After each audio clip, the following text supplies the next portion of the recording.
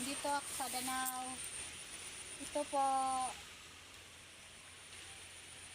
mga isang buwan antes sa harvestin.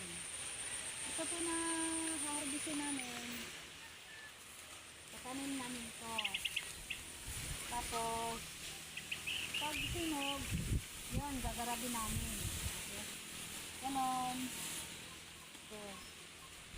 Ito po hindi pa. Pagkatapos pa namin to tanim. Ito po guys. Yan ang palaging trabaho namin dito. Ito. Pag wala dito ito, wala kami makakain. Pag bumabaha, wala ito. Hindi ito makukuha po. Ito po, tanim pa lang to. Kaya kami next. Para pa ng 3 minutes. Sige po. Ito po, dito lang kami guys.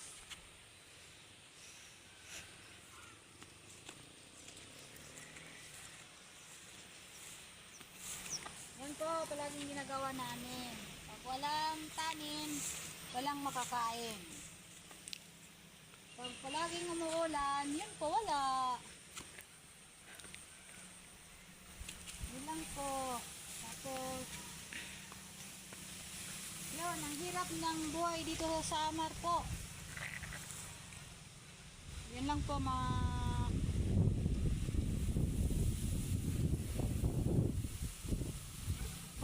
kapalibot-libot ako. Yun naman dito, Danau po. Yung sa Mindanao, Basakan po yan sa Tagalog. Hawaray po, Danau. Nakakabalok-balok po yung Tagalog ko po. Hindi ko po ano yung Tagalog ko dahil probinsya talaga ako lumalaki. Wala kami nakita. Ito. Yan po, tingnan nyo yung mga humay. Malaki na po ito. Magbubunga pa ninyan. Yan ba din pag magbunga, pag umulan. Yan po. Pag hindi umulan, bubunga din. Yan po, mataas din dito ang tubig namin pag umulan. Aapaw yan. Yan, ano din yan. Hindi na yung mabubuhay. Katulad nito, may bunga na. Ito po, iwan ko, dalawang ano pa ito. Pag ibibigay sa amin, pag hindi, anuhin mo namin. Nasuggest yan po. Ako, bago lang po ako nagbablog, sana po i-share po niyo.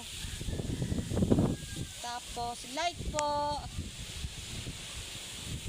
Subscribe. Thumbs up ko.